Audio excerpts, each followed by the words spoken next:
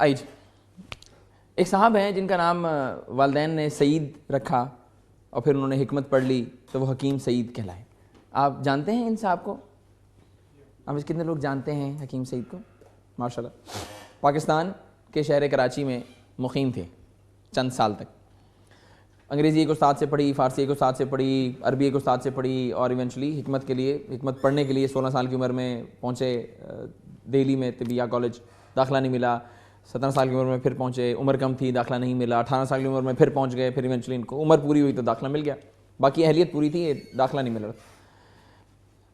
हकीम सईद के नाम से मशहूर हुए। 1920 में पैदा हुए, 1998 में इनको शहीद किया गया। बल्कि हमारी वर्कशॉप में एक साहब है, वो कहते हैं यार कामरान भाई मैं उस वाक़े का ऐनी शाहिद हूँ। मैं अपनी खिड़की से देख रहा था कि जब गाड़ी के ऊपर चढ़ के उनको जो है ना वो ऐसे फायरिंग करके जो है उनको शहीद किया गया 1998। अल्लाह ताला उनको गरीक रहमत करे, जन्नत में जगह दे। अगर एक बंदा 1920 में पैदा हुआ हो और 1998 में उसकी शहादत हुई हो तो कितना उम्र क्या हुई उसकी अंदाज़न? 78 ईयर्स। एक इंसान 78 साल की उम्र में क्या क्या काम कर सकता है उस पर आइए एक मुख्तसर सी नज़र डालते हैं। बहुत फेमस आदमी थे, बहुत सारे लोगों से मिले, सारे मामलात हुए। हकीम साहब पेशे के एतबार से हकीम थे। उन्होंने जो प्रिस्क्रिप्शंस लिखी उनकी तादाद है 10 लाख। 10 लाख प्रिस्क्रिप्शंस उन्होंने अपने हाथ से लिखी हैं। जैसे डॉक्टर्स के पास आप जाते हैं तो वो प्रिस्क्रिप्शन आपको लिख के देते हैं। और ये जो प्रिस्क्रिप्शंस उन्होंने लिखी हैं और ये जो मतलब ये को कंप्यूटराइज नहीं है, आपको पता है ये हाथ से लिखी हुई प्रिस्क्रिप्शंस हैं। 10 लाख मरीजों को देखने का मतलब क्या है? इसमें 2 या 300 का फ़र्क है। हमदर्द के जो स्टैटिस्टिक्स हैं कमोबेश 10 लाख, 200-300 का फ़र्क है। और ये 10 लाख प्रिस्क्रिप्शंस उन्होंने जहाँ पे लिखी हैं तो उन्होंने ये मतलब जो किया है ये सिर्फ कराची में नहीं किया, बल्कि क्या सखर, क्या हैदराबाद, क्या मुल्तान, क्या लाहौर, क्या Sargodha, you name it. Pakistan का कोई बड़ा शहर जहाँ पे हकीम साहब ने मतलब ना किया हो। और पाकिस्तान तो पाकिस्तान, दुनिया का कोई बड़ा शहर या मुल्क जहाँ पे हकीम साहब ने मतलब ना किया हो। Whether it would be Berlin in Germany, whether it would be Moscow in Russia, whether it would be New York और Washington in US, you name it, Hakim Sahab ने वहाँ पे मतलब किया अक्रॉस द ग्लोब। अब अक्रॉस द ग्लोब अगर आपने मतलब किया है इसका मतलब ये है कि आपने ट्रैवलिंग भी की है, एक्सटेंसिव ट्रैवलिंग की हकीम साहब ने। और इन सब कामों के साथ साथ एक्सटेंसिव ट्रैवलिंग और इतनी सारे 10 लाख नुस्खों के साथ साथ हकीम साहब को लिखने का बहुत शौक था। मुझे जब पता चला तो मैंने कहा चलो यार 2 किताबें लिखी होंगी, PhD किया है, इतना तो इखलाकी फरीज़ा बनता है ना कि आप लिख लें यार। पता चला कि उन्होंने जो किताबें लिखी हैं उनको जब हमने काउंट किया एक रिसर्च के लिए तो पता चला कि उन बुक्स के टाइटल्स बनते हैं 197। 197 किताबें लिखी हैं हकीम साहब ने, जितनी मैंने और आपने शायद पढ़ी भी ना हो अब तक, अल्लाह माफ़ करें। और उनके जब पेजेस कैलकुलेट किए तो कुछ किताबें तो मल्टीपल वॉल्यूम्स पे मुश्तमिल हैं। उनके पेजेस जब कैलकुलेट करें तो वो 80,000 सफ़े बनते हैं जो उन्होंने लिखे हैं, जिसमें ख़वातीन पे इन्होंने लिखा है, बच्चों पे इन्होंने लिखा है, साइंस पे इन्होंने लिखा है, तिब पे इन्होंने लिखा है, सियासत पे लिखा, सफ़रनामे इन्होंने लिखे, बेशबहा मौज़ूआत हैं जिस पे हकीम साहब ने मुतअद्दिद उनकी तहरीरें जो मौजूद। इन सब के साथ साथ हकीम साहब गवर्नर सिंध भी रहे। जब हकीम साहब गवर्नर सिंध होंगे कमोबेश 1 साल के लिए, आपके ख्याल में वो गवर्नर हाउस कितने बजे तशरीफ लाते होंगे? 8 बजे। अपने मतलब पे तो 6 बजे आते हैं। गवर्नर हाउस कितने बजे आते होंगे? 11 बजे, 9 बजे, 6 बजे? जी नहीं, हकीम साहब फजर की नमाज गवर्नर हाउस में अदा करते थे। फजर की नमाज गवर्नर हाउस में अदा करने का मतलब पता है आपको क्या है? आजकल फजर की जमात हो रही है 6:15 पे लाहौर में ना, जमात 6:15 पे अगर जमात हो और आपने ऑफिस की मस्जिद में नमाज पढ़नी हो तो आप घर से कितने बजे तशरीफ लेके जाएंगे? 5:30। और आप कितने बजे उठेंगे?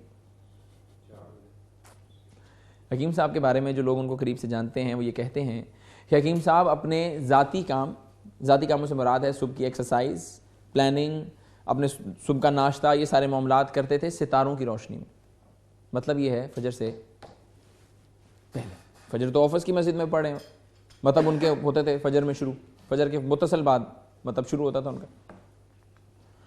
इन सब कामों के साथ साथ हकीम साहब जो हैं वो ख़ुद किसी ट्रेडिशनल स्कूल में नहीं पढ़े बाकायदा, लेकिन हकीम साहब ने हमदर्द स्कूल भी बनाया, हमदर्द कॉलेज भी बनाया, हमदर्द यूनिवर्सिटी भी बनाई और उसके वाइस चांसलर भी रहे। हमदर्द यूनिवर्सिटी 376 एकड़ 376 एकड़ पर मुश्तमिल है। Hamdard university one of the biggest universities of Pakistan. इसके साथ साथ हकीम साहब चंद और यूनिवर्सिटीज के बोर्ड ऑफ डायरेक्टर्स पर भी रहे। इन सब कामों के साथ साथ हकीम साहब एक बहुत शानदार एंटरप्रेन्योर भी थे, बिजनेसमैन। हकीम साहब कहते हैं कि जब मैं पाकिस्तान आया तो उनकी उम्र शायद 27 या 28 साल के आसपास थी। 48 में गालिबन वो पाकिस्तान आए थे। 28-30 साल उनकी एज थी और उनकी जेब में वो कहते हैं 16 रुपये मौजूद थे, जिनसे मैंने बिजनेस करना शुरू किया। उन 16 रुपयों से, अगरचे कि वो 1947 के 16 रुपये थे, स्टिल उन 16 रुपयों से उन्होंने चंद अरब रुपए की एक इंडस्ट्री खड़ी की जिसको हम हमदर्द लेबॉर्ट्रीज के नाम से याद करते हैं, और वो उसके डायरेक्टर भी रहे। जिस दिन तक उनको शहीद नहीं कर दिया गया उस दिन तक वाइस चांसलर भी, और टिल लास्ट मोमेंट उस वक्त तक डायरेक्टर भी रहे। और इसके साथ साथ अब दारुल उलूम कराची का नाम सुना है आपने? आपको पता है कितना बड़ा है वो? 76 एकड़्स। इट इज़ लाइक, मैं अभी चंद दिन पहले गया वहाँ पे, तो वहाँ पे शाहराहों के नाम हैं बाकायदा, जब ये शाहराह फलां है और ये शाहराह फलां है और मार्केट है, और ये खमसा की क्लास 5 ग्रेड 5 की क्लासेस यहाँ होती हैं, 6 की यहाँ होती हैं, 7 की बिल्डिंग अलग है, 8 के अलग है, तखस्सुस के अलग है। बहुत बड़ा इदारा है, बहुत बड़ा इदारा। दारुल उलूम कराची के ट्रेजरर भी थे हकीम साहब, ट्रेजरर फाइनेंस के सर लोग, ट्रेजरर भी थे हकीम साहब। और ये जो ट्रेजरर वाली उनकी जॉब है, इस ट्रेजरर वाली जॉब की वो कोई सैलरी ड्रॉ नहीं करते थे, बल्कि वो एक वॉलंटरली बेसिस पे काम कर रहे थे, कॉर्पोरेट सोशल रिस्पॉन्सिबिलिटी। और आपके हाल में उस वक्त कौन सा सॉफ्टवेयर होगा जब हकीम साहब उसको देख रहे थे? सेज मार्क्स होगा, टेली मार्क्स होगा, क्या क्या होगा, क्विक बुक्स होगा, कौन सा सॉफ्टवेयर होगा यार? क्लाउड कंप्यूटिंग होती होगी, क्या होता होगा यार? यस।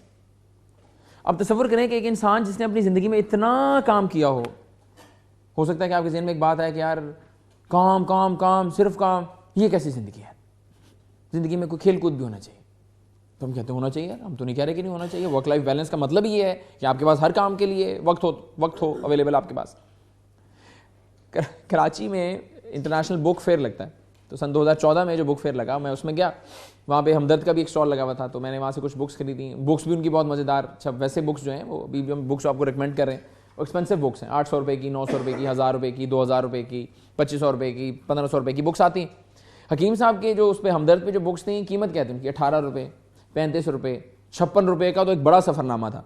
मैंने कहा यार वाओ, तो मैंने बुक्स ले ली उनसे। उनमें किताब मेरी नज़र से गुजरी, उस किताब का नाम है बच्चों के हकीम सईद। मैं चाहूँगा कि आप इसे नोट कर लें अपनी जीके बुक में। ये किताब पढ़ने से ताल्लुक़ रखती है, बहुत अच्छी, बहुत आसान। और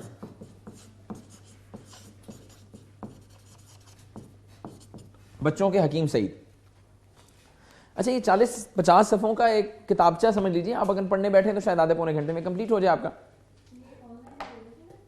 ऑनलाइन मुझे श्योर नहीं है अवेलेबल है या नहीं, अब थोड़ी सी रिसर्च कर लें, और अगर अवेलेबल हो तो हमें भी भिजवा दें ताकि हम बाकी लोगों के साथ शेयर कर लें।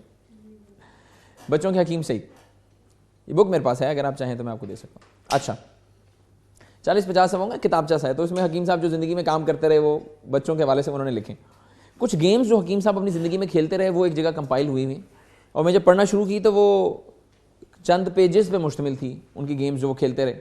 उनमें से कुछ गेम्स हमने इन लिस्ट की हैं और मैं आपको दिखाता हूँ कि वो कौन कौन सी गेम्स हैं जो हकीम साहब खेलते रहे। और ये जितनी भी गेम्स हैं, अच्छा, जो इतना विजनरी आदमी है ना, जो इतने बड़े काम करता है, छोटी मोटी तो किसी लेवल पे वो काम करता ही नहीं है ना। फिर वो उसे गेम्स भी जितनी खेली हैं, किसी में जनाब वो कैप्टन है, किसी में वाइस कैप्टन है, किसी में फास्ट फॉरवर्ड खेल रहे हैं, किसी में अपनी ज़िले की टीम के जो है ना वो ज़िले की टीम की तरफ से खेल रहे हैं, किसी में शहर की टीम में शामिल हैं। इस लेवल पे गेम्स खेली हकीम साहब। हकीम साहब को बैडमिंटन बहुत पसंद था और चैंपियन थे बैडमिंटन के। हकीम साहब फुटबॉल बहुत शानदार खेलते थे, और इन दोनों गेम्स में आपको पता है कि आपको एक्सटेंसिव स्टेमिना दरकार होता है। हकीम साहब को इसके साथ साथ चेस खेलने का बहुत शौक था। आप में से किसी ने चेस खेली है? एक आसान काम है अमार भाई, मुश्किल है, टफ माइंड गेम। हकीम साहब की उम्र 13 साल थी। हकीम तो वो बने नहीं थे, सईद नाम था उनका। सईद साहब जो है ना वो चले गए इंडिया का एक इलाका है मैसूरी हिल्स, उसका चैंपियन था, पिछले चंद साल से चलता हुआ आ रहा था। हकीम साहब ने ना, सईद साहब ने, आओ भाई खेलो मेरे साथ। उसने कहा यार मैं क्या बच्चे के साथ खेलूं? उन्होंने नहीं, खेलो तो सही ना यार। लोगों ने कन्विंस किया, खेल लिया। 8वीं चाल में चेकमेट, हार गया। मैसूरी हिल्स का champion, 8th move it is gone. That sharp माशाल्लाह ज़हनी तौर पे। हकीम साहब को जो है ना वो घुड़सवारी का बहुत शौक था। वो अपनी किताब में लिखते हैं कि मैं और मेरा घोड़ा जिसका नाम मोती था, हम दोनों हवा से बातें करते थे। घुड़सवारी इज लाइक एनीथिंग ना, आपको लगता है literally you are flying, seriously आपको ट्राई करना चाहिए। अगर आपने नहीं की ना तो आपको जरूर करनी चाहिए। बहुत अच्छा एक्सपीरियंस। हकीम साहब को इस सब के साथ साथ जो है कुश्ती का बहुत शौक था। और कुश्ती के शौक का मतलब ये नहीं कि वो बैठ के जो है ना वो 56 इंच के प्लाज्मे पे देखते हों कुश्ती। हकीम साहब कुश्ती खेलते थे, और खेलने का उनका मयार क्या था कि उन्होंने गामा पहलवान का नाम सुना है आपने?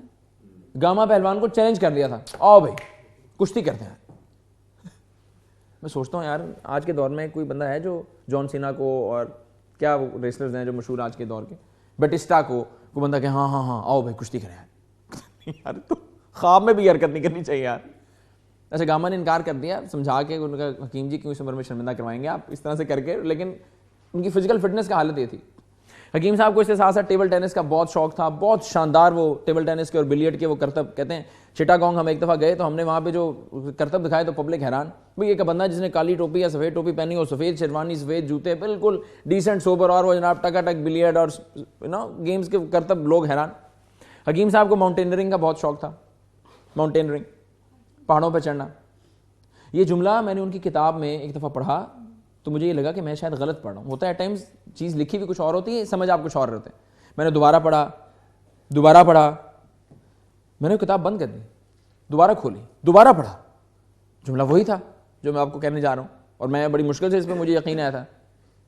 किताब में लिखा है, हकीम साहब इरशाद फरमाते हैं कि 43 मील पहाड़ों पर चढ़ना मेरा मामूल रहा है। यही मेरा एक्सप्रेशन है, जॉ ड्रॉपिंग। 43 मील पहाड़ों पर चढ़ना मामूल। आप कभी हाइकिंग करने जाएं, आप हाइकिंग तो हाइकिंग, आप जो है ना वो इस्लामाबाद चले जाएं, जरा आपकी वो दामने को वाली तरफ चले जाएं, और जब आप जो है ना वो कोई लगा लें एप्लीकेशन, और आपको जब लगेगा कि आप 50 किलोमीटर कर चुके हैं तो पता चलेगा 1 किलोमीटर हुआ है अभी, क्योंकि वो हाइकिंग मुश्किल टफ मामूल रहा है। एक आदमी अपनी जिंदगी में इतने कामों के लिए कैसे वक्त निकाल सकता है यार। और हकीम साहब को इसके साथ साथ कैरम बोर्ड खेलने का बहुत शौक था। एक और जो बड़ा फिजिकल एक्सर्शन जिसमें दरकार होती है ना गेम, उसका नाम है टेनिस। आप में से किसी ने टेनिस खेला है? अमर भाई कैसा है गेम? आसान है, टफ है? आर्टिस्टिक गेम है। और फिजिकल एक्सर्शन चाहिए होती है या नहीं? दरकार है। हकीम साहब टेनिस के बहुत क्लासिकल चैंपियन थे, कराची ओपन जीता कई दफ़ा उन्होंने, और मेरा गालिब गुमान ये है इस वजह से उन्होंने खेलना कराची ओपन छोड़ा होगा कि उनके अलावा जीता कोई नहीं था। It's very exceptional in tennis. Hakim Sahab used to play tennis for 1 hour at an age of 78। अब यहाँ पे जुमा होगा ना, आप नमाज पढ़ने जब तशरीफ लेके जाएंगे या मस्जिदों में, आपने मसाजिद में वैसे भी देखा होगा कि लोग जो है ना वो कुर्सियाँ रखी हुई, अब तो बाकायदा मतलब मसाजिद की एसेसरीज का हिस्सा है कुर्सियाँ ना, लोग उस पर बैठ के जो है ना वो हाय हाय करते हुए बैठेंगे, हाय हाय करते हुए उठेंगे नमाज पढ़ते हुए। उनकी उम्र अजीज़ क्या होगी? तो ज़िंदगी की 50 बारें मुश्किल से देखी होगी उन्होंने। कोई 45 का भी आपको मिल जाएगा, कोई 52 का मिल जाएगा, 55 का मिल जाएगा। At an age of 78 1 hour tennis. Karachi Marriott के साथ है कराची क्लब। शाहिद साहब हैं वहाँ पे जो कि स्पोर्ट्स को देखते हैं, तो बताते हैं, कहते हैं यार हमें हकीम साहब को प्रैक्टिस कराने के लिए 2 प्रोफेशनल्स अरेंज करने पड़ते थे 40-50 साल के। 2 एक खिलाता था उनको आधा घंटा, वो थक के बैठ जाता था। हकीम साहब आओ भाई तुम आओ, चलो शाबाश, टक टक। वर्कशॉप हुई तो उसमें एक साहब कहने लगे, कामरान भाई मैंने भी हकीम साहब के साथ टेनिस खेला है। मैंने कहा अच्छा, आपकी क्या एज थी? कहता है आई वॉज अराउंड 28, और मैं हकीम साहब कहते हैं अराउंड 65। मैंने कहा फिर? कहता है 20 मिनट के बाद मेरी बस हो गई। हकीम साहब आओ भाई तुम आओ यार, छोड़ो यार, तुम बैठो यार, तुम आओ यार। That fit. जिस दिन को शहीद किया गया उससे चंद दिन पहले भी वो प्रैक्टिस जो है 1 घंटा करके आए थे। मैं कहता है यार एक आदमी के पास इतने काम के साथ साथ इतनी सारी चीज़ों के लिए वक्त कैसे निकलता है? अच्छा ये तो बड़े डिसेंट सुपर गेम्स है ना। हकीम साहब ने, जिसे हम कहते हैं ना, वो स्लैंग में कहते हैं चिल करना ना, इंजॉय करना पूरा, वो वाले भी जो गेम्स है ना वो भी खेलें। ये देखें हकीम साहब को पतंग उड़ाने का बहुत शौक था, बुर्ज के चैंपियन थे। हकीम साहब कहते हैं मुझे मोटरसाइकिल चलाने का इतना शौक था कि मैंने मौत के कुएं में मोटरसाइकिल चलाई। मैंने कहा कामरान भाई आपकी तो 12-13 साल मोटरसाइकिल चलाने का कोई फायदा नहीं, आपने मौत के कुएं में तो कभी चलाई नहीं मोटरसाइकिल यार। कितना एडवेंचरस होगा ना एक आदमी। क्या कंचे और बंटे, 1000 कबूतर थे हकीम साहब के पास। 1000 कबूतरों का मतलब पता है आपको? यहाँ पर किसी की छत पे देखें ना 25-30 कबूतर होते हैं, और वो ऐसे चलता है जैसे वो काउंसलर हो ना उस इलाके का। हाँ भाई कैसे हैं मार भाई, काम हो तो बताइएगा यार। 1000 कबूतर और गुल्ली डंडा और ट्रेडिशनल गेम्स, एक लंबी लिस्ट है जो हकीम साहब ने खेली। बुर्ज के चैंपियन, यस, ताश। इनके अब ताश खेलना शुरू करना, समझा रहा हूं कि वो क्या क्या खेलते थे। कितना एडवेंचरस होगा एक आदमी, कितना आर्टिस्टिक होगा, कितना फन लविंग होगा, कितना पंक्चुअल होगा। उसके पंक्चुअलिटी की जो बात है ना वो यहाँ आती है। लोग ये कहते हैं कि हमें याद नहीं पड़ता हकीम साहब की कोई नमाज जमात से रही हो या कभी कोई नमाज तकबीर उला से रही हो, जो इमाम से पढ़ी अल्लाह अकबर कहते हैं, उससे रही हो कोई नमाज। बल्कि इस तरह के मुतअद्दद वाक़यात हैं। उसमें से एक मैं आपको कहानी सुनाता हूँ, और वो ये है कि एक बार लोग नमाज़ पढ़ने गए मस्जिद में, तो मस्जिद की घड़ी रुकी हुई थी, कोई वजह थी, प्रॉब्लम। अब लोगों ने जब एक दूसरे से टाइम देखा तो टाइम मैच नहीं हो रहा था। भाई मेरी और अमार भाई की घड़ी में 2 मिनट का फ़र्क है, अमार और उमर भाई की घड़ी में 1 मिनट का फ़र्क है। हम ज़रा सेंसिटिव नहीं होते और हमारी घड़ियाँ जो है ना वो आगे पीछे चल रही होती सारी। भी अल्लाह माफ़ करे। ये भी करने का काम ये है कि करने का काम कहाँ लिखते हैं? हाँ, करने का काम ये है कि आपकी ऑफिस की और घर की सारी घड़ियाँ सिंक होनी चाहिए। और उसका जो टूल है वो है time.is। बड़ी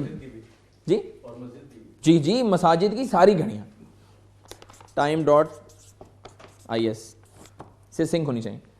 और आपको लगे किसी मस्जिद की घड़ी सिंक नहीं है तो आप उनके इमाम साहब के पास जाके बड़े अदब से एहतराम से उनको जना अभी कहानी छोटी मोटी को भी हकीम साहब की जो भी सुनाएं उनको कहें अल्लाह के वास्ते यार घड़ी सिंक कर लें आप। हम मुश्किल है लेकिन पूरी कहानी सुनाएंगे ना फिर आसान हो जाएगा इंशाल्लाह।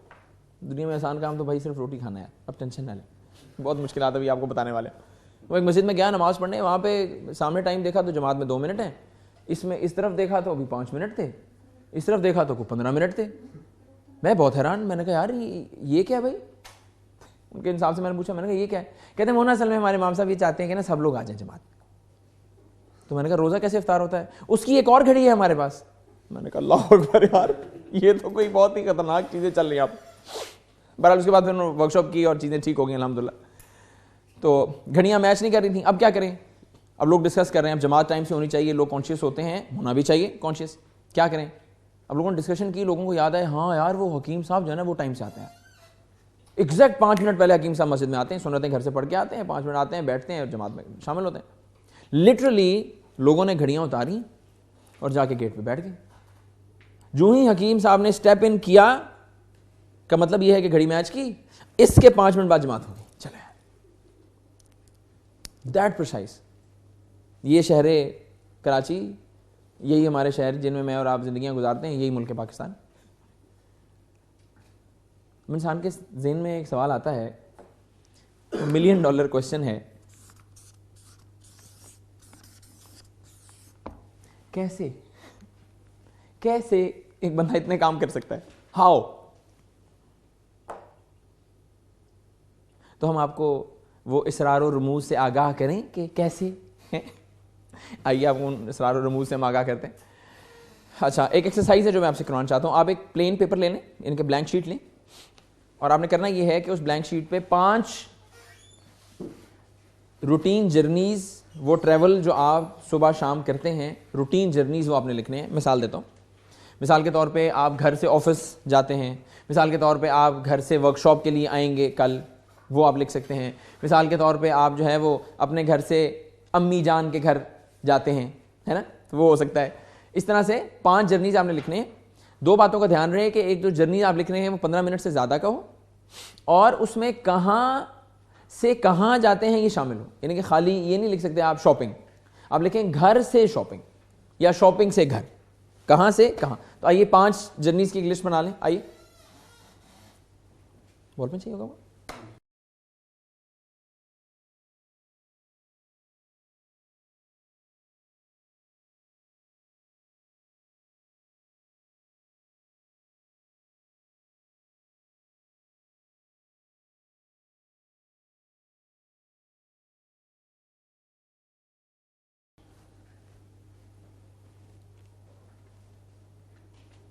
हो गया जी साथ खातिन? ओके। अब हम क्या करेंगे कि हम इनमें से किसी एक जर्नी की आपको टाइम एस्टिमेशन करना सिखाएंगे। तो आप एक काम करेंगे, इन 5 जो आपने लिखे हैं इनमें से किसी एक पे टिक लगा लें, जिसकी आप चाहते हो कि आप टाइम एस्टिमेशन करें। किसी एक पे भी टिक लगा लें जब चाहते हैं कि अच्छा यार इसकी टाइम एस्टिमेशन हम कर लेते हैं। हो गया जी? आइए अब हम एक और एक्सरसाइज करते हैं, और आपने करना ये है कि ये एक्सरसाइज है पेज नंबर 22 पे। तो ये पेज जो आपने जिस पे भी नोट्स लिए हैं, इस पेज को भी आप 22 वाले पेज के साथ लगा दें ताकि आपको प्रॉब्लम ना हो। ये एक तजवीज़ है, आप उसको अपनी तरह भी तरतीब देना चाहें तो दे सकते हैं। अब आपने करना क्या है कि वही जो जर्नी था, पेज 22 पे आ जाइए, वही जो एक जर्नी था आपने उस जर्नी का नाम लिख लिया यहाँ पे। दूसरा काम आपने ये करना है कि आपने लिखना है पॉइंट ऑफ डिपार्चर।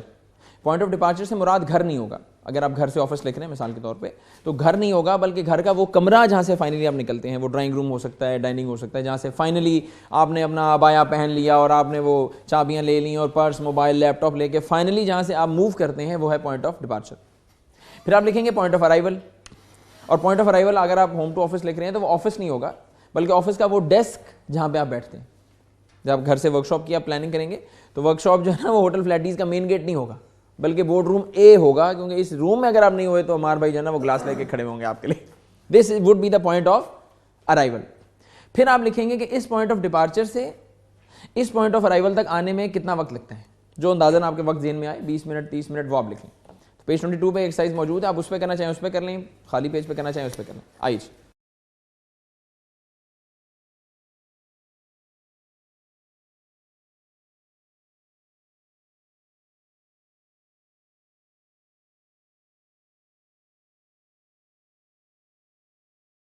अब हम क्या करेंगे हज़रात ख़वातीन कि हम इसी एक्सरसाइज को थोड़ा सा मज़ीद प्रिसाइज करेंगे। तरीका क्या होगा? तरीका ये होगा कि हम इसको स्टेप्स में ब्रेक डाउन कर देंगे। मिसाल से समझाता हूँ। हो गया एक्सरसाइज? हो गया, डन। अच्छा, अब हम इसी जर्नी को मज़ीद स्टेप्स में ब्रेक डाउन करेंगे, हर स्टेप लिखते जाएंगे और आगे उसका टाइम लिखते जाएंगे इस फॉर्मेट में। मैं पहले आपको समझा देता हूँ, फिर आप इस एक्सरसाइज को कीजिएगा। मिसाल के तौर पे जब मैंने अपने घर से ऑफिस जाना होता है तो मेरा जो पॉइंट ऑफ डिपार्चर है वो होता है लिविंग रूम। मोबाइल उठाया, पर्स उठाया, चाबियाँ उठाई और सीढ़ियाँ उतरना पहला स्टेप है, तो मैं लिखूँगा सीढ़ियाँ उतरना और उसमें मुझे लगेंगे 30 सेकेंड। गाड़ी स्टार्ट करना, मेन गेट खोलना, गाड़ी को बाहर निकालना, मेन गेट बंद करना, छोटे गेट से निकल के गाड़ी में बैठना, it would take me 3 minutes. भाई वक्त लगता है ना, ये तो नहीं हो सकता कि 0 सेकंड में कोई काम हो। 3 मिनट। फिर जब गाड़ी रिवर्स करना और फिर यूं करना और यूं करना और मेन रोड तक आना, अनदर 3 मिनट्स। मेन रोड से अपने ऑफिस जाना, तो मैं स्टेप लिखूंगा मेन रोड से ऑफिस जाना, it would take me another 35 minutes of drive. Office पहुंच के पार्किंग तलाश करना, it would take me another 2 minutes. Parking करके उसमें वो शीशे के ऊपर रिफ्लेक्टर लगा के और ये करके और वेस्ट कोट पहन के और ये करके वो करके निकलना बाहर, it would take me another 1 minute. फिर सीढ़ियाँ चढ़ना ऑफिस की, अनदर 30 सेकेंड्स। और फिर ऑफिस में जाना और फिर हाथ धोना और जाके अपने कंप्यूटर पे बैठना। अब मैं पहुंचा हूं ऑफिस। तो मैंने क्या किया कि उसको स्टेप्स में ब्रेक डाउन कर लिया और हर एक के आगे जो एस्टिमेटेड टाइम था उसका इस स्टेप का वो मैंने लिख लिया। अच्छा, ये एक एग्जांपल हमने पेज 23 पे आपके लिए कर रखी है। अब एक काम करें कि पेज 23 को बाहर निकालें, क्लिप ओपन करें, पेज 23 बाहर निकालें और इसको पेज 24 के सामने उल्टे हाथ पे लगा दें। यानी कि ये हो गया पेज 23, ये आपने यहाँ पे रख लिया और ये हो गया पेज 24। एक्सरसाइज आपने करनी है पेज 24 पे। ये आपको जो एक्सरसाइज हुई है ये आपको हेल्प कर देगा उसके अंदर। इस आप इसे देख के भी कर सकते हैं, खुद से करना चाहें खुद से भी कर सकते हैं। अगर आपको लगे कि 6 स्टेप्स कम हैं तो आप ब्लैंक पेज पे इस पर आप ज़्यादा स्टेप्स बना लें, 8 बना लें, 10 बना लें। स्टेप्स लिखते जाएं, उसके आगे उसका टाइम लिख के फिर सारे स्टेप्स का टाइम टोटल कैलकुलेट कर लें।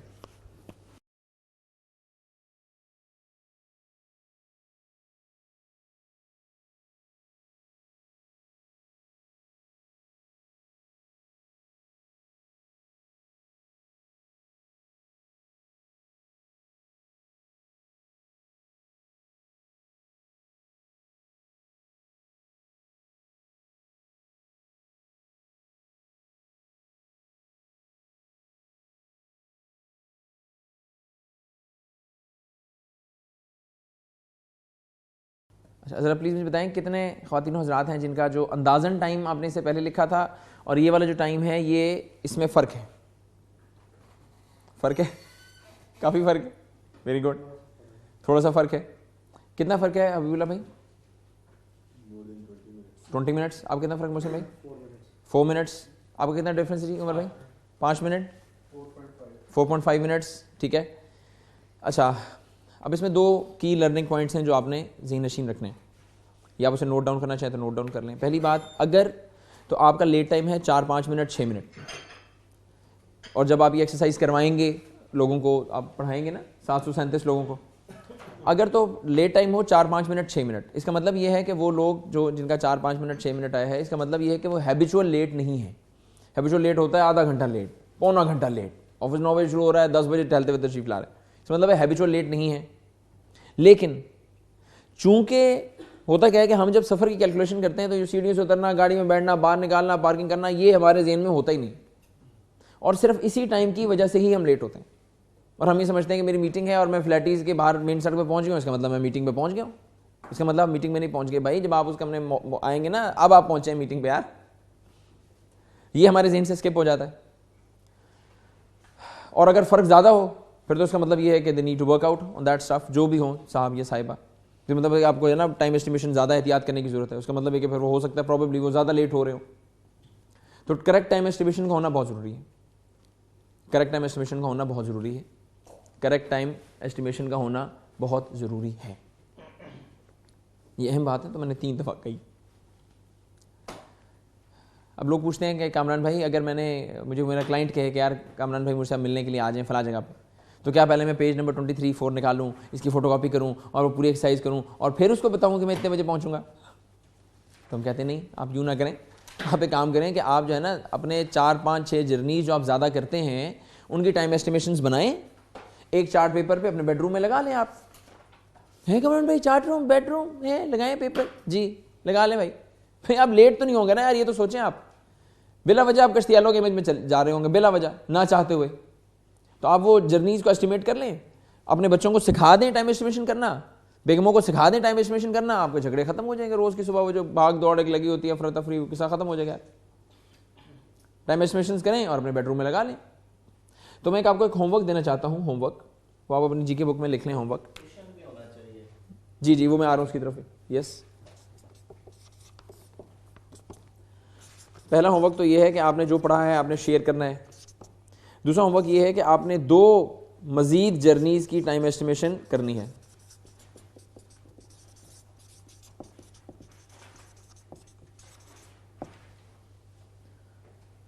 ख़वातीन जो हैं, ख़वातीन आपने 2 जर्नीज की टाइम एस्टिमेशन नहीं करनी, एक जर्नी कीजिएगा आप, और एक टाइम एस्टिमेशन आपने करनी है सुबह उठने से लेके अपने मियाँ को दफ्तर के लिए रवाना करने तक या बच्चों को स्कूल रवाना करने तक की टाइम एस्टिमेशन। उठने में कितना वक्त लगता है, नाश्ते में कितना वक्त लगता है, बनाने में कितना वक्त लगता है, और इसमें कितना वक्त लगता है, इसमें कितना वक्त, उसकी टाइम एस्टिमेशन आपने। जी मैं सवाल आपको ये, हाँ अगर ना करने हो तो आप 2 जर्नीज कर लें, यानी कि 2 जर्नीज की टाइम एस्टिमेशन कर लें आप, अगर आपके पास घर की जिम्मेदारियां नहीं है तो। हाँ तो वो अपनी उठने से लेके वो कर लें, बच्चों ने स्कूल तो जाना होगा है ना, तो बच्चों को तैयार करना होता है, तो सुबह उठने से लेके बच्चों को तैयार करने तक के वो जो सारे मरहले हैं ना वो कैसे होंगे, ये कर लें। तो ये आपका होमवर्क हो गया है ना, माशाल्लाह। ये होमवर्क नोट करते जाए, आहिस्ता आहिस्ता होमवर्क आएगा आपका इंशाल्लाह। अच्छा, ये होमवर्क भी जो है ना हम बाद में ब्रेक में आराम से लगा दीजिएगा। अच्छा जी, ये हो गया टाइम एस्टिमेशन। लेकिन सिर्फ टाइम एस्टिमेशन से मसला हल नहीं होता।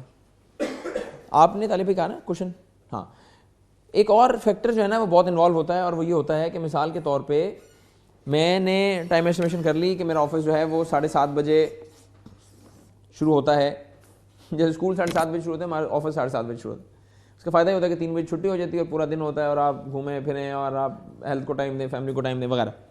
मैंने टाइम एस्टिमेशन पूरी की कि मुझे मिसाल के तौर पे 40 मिनट लगते हैं ऑफिस पहुंचने के लिए, पूरी टाइम वो नीचे उतरना और सीढ़ियाँ करना और ये करना वो करना, 40 मिनट लगते हैं। इसका मतलब ये है कि मुझे घर से कितने बजे निकलना चाहिए? 6:50 मिनट पे 40 मिनट लगते हैं ना, तो 10 और 30 40, तो मतलब ये कि मैं 7:30 में ऑफिस पहुंच जाऊंगा। ये मेरा घर है और ये मेरा ऑफिस है, 40 मिनट लगते हैं और मैं 6:50 में निकलूंगा तो मैं 7:30 बजे ऑफिस पहुंच जाऊंगा। अब ये जो 40 मिनट हैं इसे हम कहते हैं एक्टिविटी टाइम। एक्टिविटी टाइम का मतलब है उस काम को करने का वक्त क्या है। ओके, अब जब मैं और आप ट्रैवल करते हैं और मैं और जब आप जिंदगी गुजारते हैं तो हमें हमारे एक्सपीरियंस से, तजुर्बे से कुछ चीज़ें पता चलती हैं, और वो चीज़ें ये हैं कि क्या जब मैं और आप ट्रैवल करते हैं तो रास्ते में ट्रैफिक सिग्नल्स आते हैं, ट्रैफिक सिग्नल आते हैं। अब सिग्नल फ्री हो रहा है माशाल्लाह। ट्रैफिक सिग्नल का मतलब ये है कि कोई भी एक रुकावट है ना, समझाने के लिए। तो अगर 2 मिनट लगें एक ट्रैफिक सिग्नल पे और 3 सिग्नल्स हों आपके रास्ते में, इसका मतलब कितने मिनट्स हो गए? जब आप बच्चों को स्कूल छोड़ने जाते हैं तो क्या बाकी पूरी पब्लिक भी पहुंची होती है स्कूल छोड़ने? जब आप वापस आ रहे होते हैं ऑफिस से तो सारे लोग ऑफिस से घर वापस आ रहे होते हैं। ट्रैफिक हैवी होती है। ट्रैफिक ब्लॉक करने की बात नहीं कर रहा, ट्रैफिक की कंजेशन हैवी होती है। अगर ट्रैफिक हैवी हो तो कम बेश तकरीबन 10 मिनट एक्स्ट्रा लग सकते हैं ट्रैफिक में। ब्लॉक की बात नहीं कर रहा, हैवी ट्रैफिक, जो स्कूल छोड़ने जा रहे हैं वापस आ रहे हैं, इन मामलात में ट्रैफिक हैवी है। 10 और 6 कितने हो गए जी? 16 मिनट्स। ये 16 मिनट्स क्या है? ये 16 मिनट्स हैं एंटीसिपेटेड डिलेज, मुमकिना ताखीर का वक्त। और एंटीसिपेटेड का मतलब यह है जिसे आप गुमान कर सकते हो, और वो गुमान आप करते हैं अपने तजुर्बे की बुनियाद पे, है ना। करना क्या है? करना यह है कि एंटीसिपेटेड डिलेज को का जो वक्त है उसको एक्टिविटी टाइम में ऐड कर दें आप। एक्टिविटी टाइम था 40 मिनट, मुमकिना जो आपने गुमान किया कि देर हो सकती है वो वक्त है 16 मिनट। आपने 16 मिनट को इसमें जमा कर दिया तो ये कितने मिनट हो गए जी? 56 मिनट। इसका मतलब यह है कि मुझे 6:50 पे नहीं निकलना चाहिए, बल्कि कितने बजे निकलना चाहिए? नहीं, 36 ना, 16 मिनट ना सर, 6:34। अगर मैं 6:34 पे निकलूंगा और मुझे तीनों सिग्नल भी बंद मिल जाएं और ट्रैफिक भी हैवी मिल जाए तो भी मैं लेट नहीं होऊंगा और मैं ऑफिस टाइम पे पहुंच जाऊंगा। इस कॉन्सेप्ट को, जिसको क्वेश्चन जिनका नाम दिया तालिब भाई ने, हम इस कॉन्सेप्ट को कहते हैं बफर। बफर।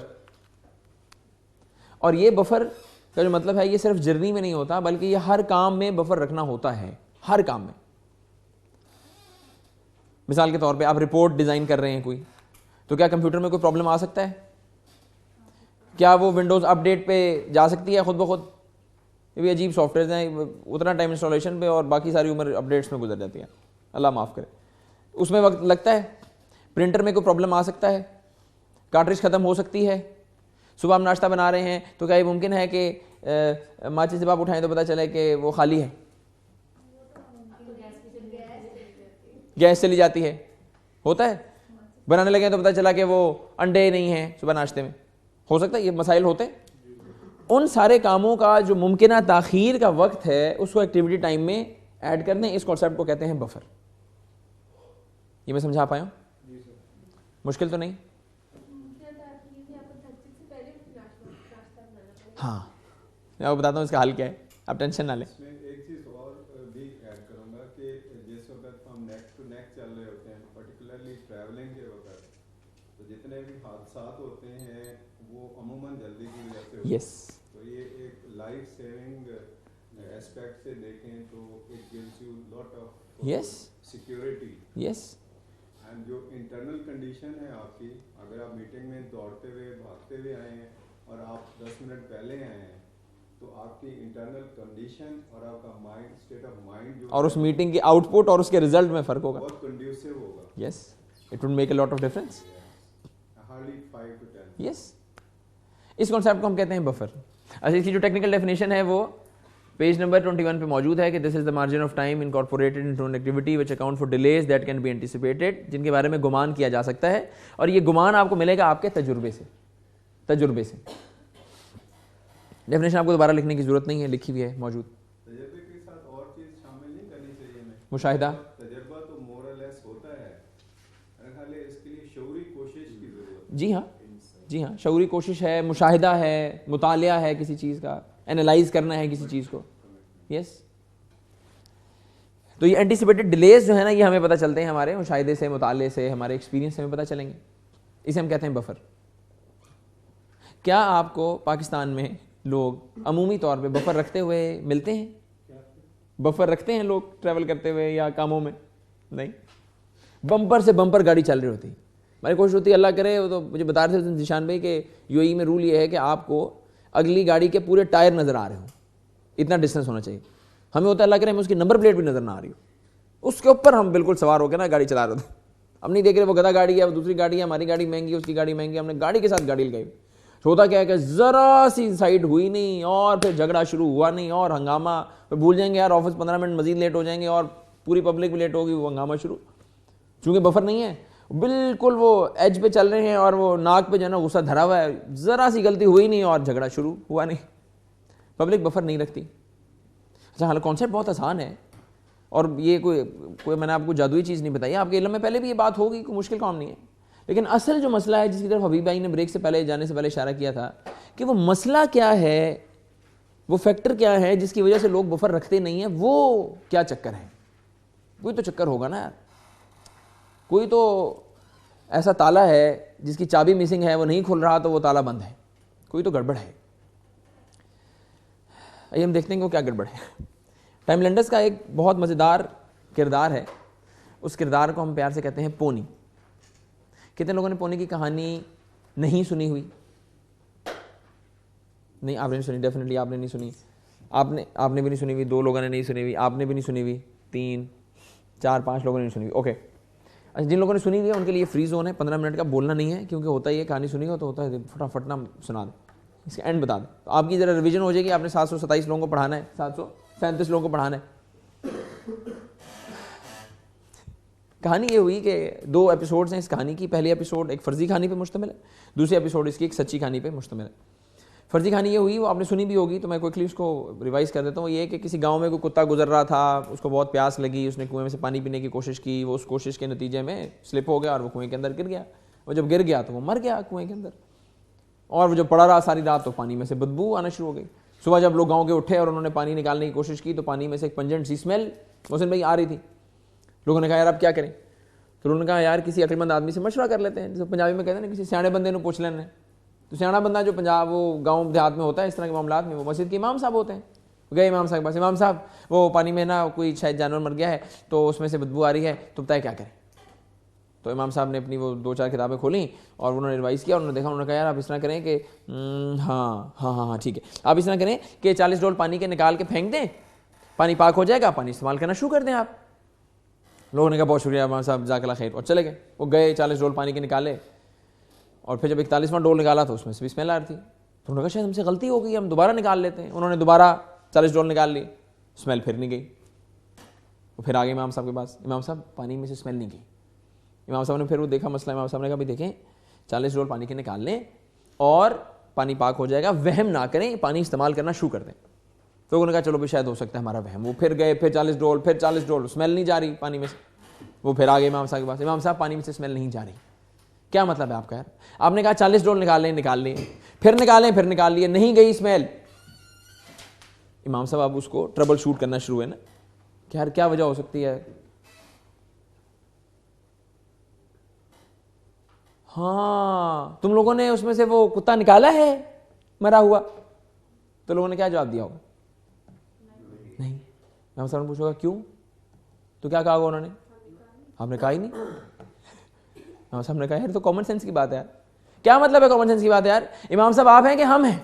उसने कहा मैं हूं। किसको बताना चाहिए था? मुझे बताना चाहिए था यार, गलती हो गई भाई यार।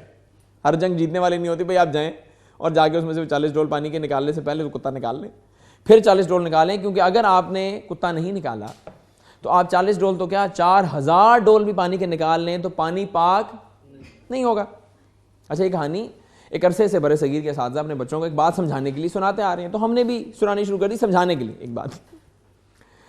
पिछले दिनों एक वर्कशॉप हुई लाहौर में, एक सेशन हुआ, तो वहाँ पे मैंने जब भी कहानी सुनाई तो उसमें से एक लड़का कहने लगा, स्टूडेंट्स थे, सर हमारे गाँव में तो ऐसे नहीं हुआ था। मैंने कहा अच्छा क्या हुआ था?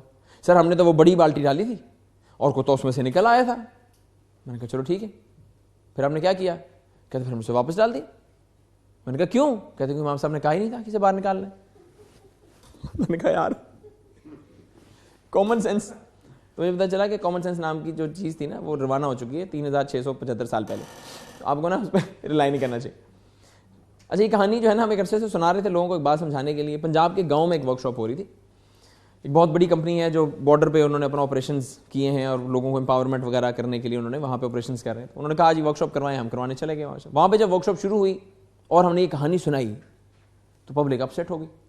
अच्छा, वो ये समझे गाँव वाले लोग कि ये शायद हमें शहरी बाबू ही समझाना चाह रहे हैं कि गाँव के लोग बेवकूफ़ होते हैं, भाई कुत्ता पहले निकालें फिर पानी निकालें। हालांकि हमारा ये इंटेंशन नहीं था। अपसेट हो गई पब्लिक और लोगों ने अपने आपस में मशवरा करना शुरू कर दिया। वर्कशॉप की कार्रवाई रुक गई।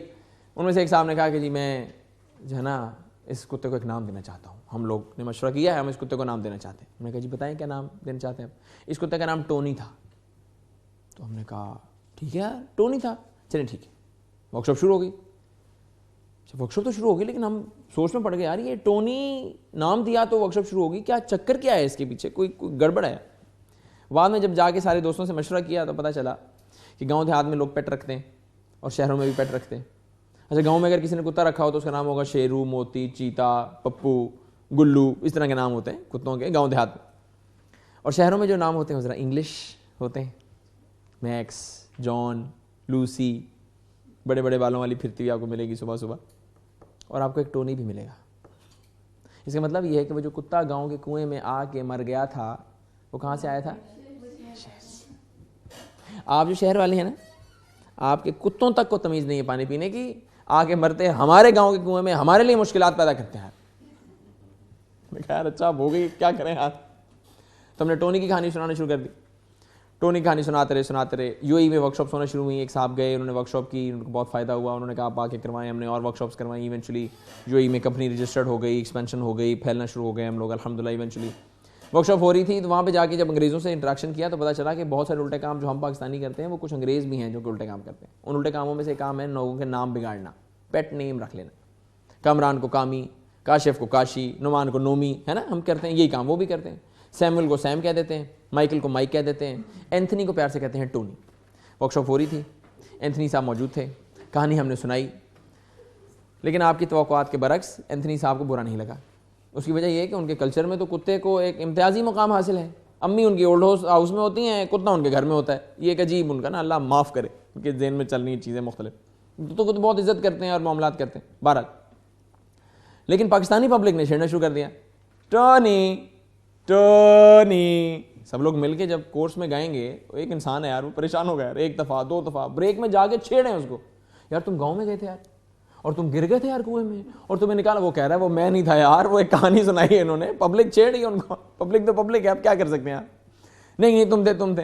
अब वो साहब परेशान हो गए। वर्कशॉप के बाद जब पता चला कि ये परेशानी की वजह है, हमने कहा यार ये तो गलत है, आप एक मुसलमान की वजह से गैर मुस्लिम को इस मामले में तकलीफ तो नहीं होनी चाहिए यार, ये तो बहुत गलत बात है, क्या करें।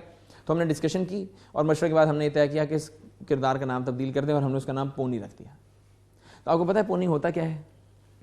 आइए, वो शॉर्ट हाइटेड एक हॉर्स होता है ना पोनी, वो होता है पोनी। आइए, लंबे लंबे से बाल होते हैं, वो बड़ा भी हो जाता है तो भी वो उसका कद जो है ना वो छोटा ही रहता है। ये होता है पोनी। पोनी क्यूट है ना। अब जो समझने की बात है, जो की लर्निंग पॉइंट है वो ये है, जिस तरह वो कुत्ता गांव के कुएं में गिर गया था और अगर हम उस कुत्ते को ना निकालें तो 40 डोल निकालें या 4000 डोल निकालें फ़र्क नहीं पड़ेगा। इसी तरह कुछ गलत फहमियाँ मेरे और आपके माशरे में पाई जाती हैं जहाँ पे मैं और आप सांस ले रहे हैं, और माशरे में वो गलत फहमियाँ हमारे जहनों के कुओं में चुप करके गिर जाती हैं और गिर के मर जाती हैं और वो पड़ी रहती हैं वहीं। अगर हम उन गलत फहमियों को ना निकालें तो हम 40 किताबें पढ़ लें, 4000 खुतबे सुन लें या 40,000 वर्कशॉप्स कर लें, कोई फ़ायदा नहीं होगा इंशाअल्लाह। इंशाअल्लाह से मुराद अल्लाह का एक निज़ाम है यार, आप नहीं करेंगे तो नहीं होगा यार। उन गलत फहमियों को हम कहते हैं पोनी। क्या कहते हैं? पोनी। पोनी को, गलत फहमी को और क्या कहते हैं हम उर्दू में? आपके दिमाग का फतूर, खन्नास, कीड़ा है। अब किसी को कहना कि आपकी बेगम आपको कोई बात कहें और आप कहें बेगम ये तो तुम्हारे दिमाग का फतूर है, तो फिर देखें होगा क्या, सोच भी नहीं सकते आप। अच्छा, अब ये चूंकि नॉन रिस्पेक्टिव वर्ड्स हैं तो लोग जो है ना वो ऑफेंड हो जाते हैं और बात दुरुस्त है। लेकिन जब हमने ये कहते हैं ना कि ये आपके जहन का पोनी है, तो कहते हैं हाँ हाँ हाँ हो सकता है। हमारी बेगम कहती हैं अच्छा बात सुने, मैं एक बात सोच रही थी शायद मेरे जहन का पोनी हो। फिर वो बात करती मैं हाँ हाँ हाँ बेगम ये तो पोनी है, ये जो बात है ना ये पोनी है। जरूरी नहीं होता ना कि आपने एक बात समझानी है तो आपने डंडा उठा के सर में ही मारना है ना, एंड आपने बात समझानी ना यार, उसको हम प्यार से कहते हैं पोनी। दिमाग के फतूर को, कीड़े को, खन्नास को, खलल को, मैन्युफैक्चरिंग फॉल्ट को हम कहते हैं पोनी। कुछ पोनीज हैं जो मुझे और आपको बफर नहीं रखने देते। अगर हमने उन पोनीज को आइडेंटिफाई कर लिया और पकड़ के उनका हमने कला कमा कर दिया तो मसला हल हो जाएगा। तो आइए देखते हैं कि वो कौन से पोनीज हैं जो हमें बफर नहीं रखने देते। पहला पोनी है मैं तो सीनियर हूं, मैं तो डिस्ट्रिक्ट ऑफिसर हूं, सीनियर हूं, मैनेजर हूं। यहां बॉस कौन है? मैं हूं बॉस। मैं बफर रखूं? भाई मैं मसरूफ आदमी हूं, तुम लोगों को चाहिए कि तुम लोग बफर रखो और बफर रख के आओ और मैं किसी वक्त भी पहुंच जाऊंगा।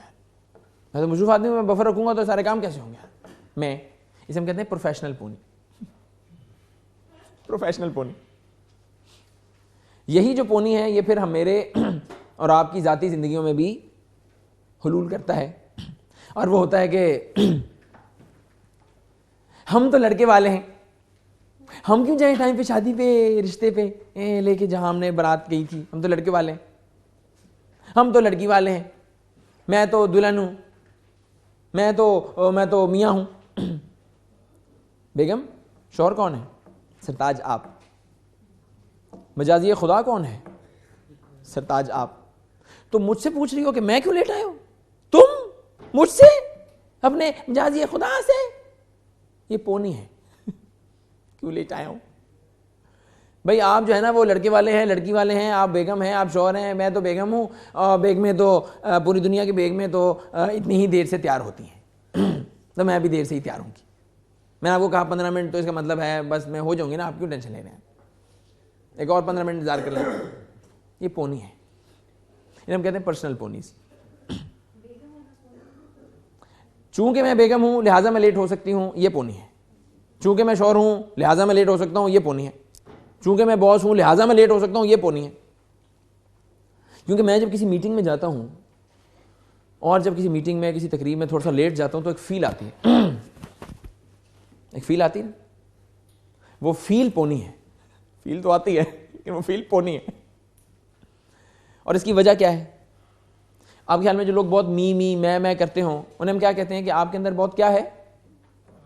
अना, अकड़, गुरूर, तकब्बुर, एरोगेंस।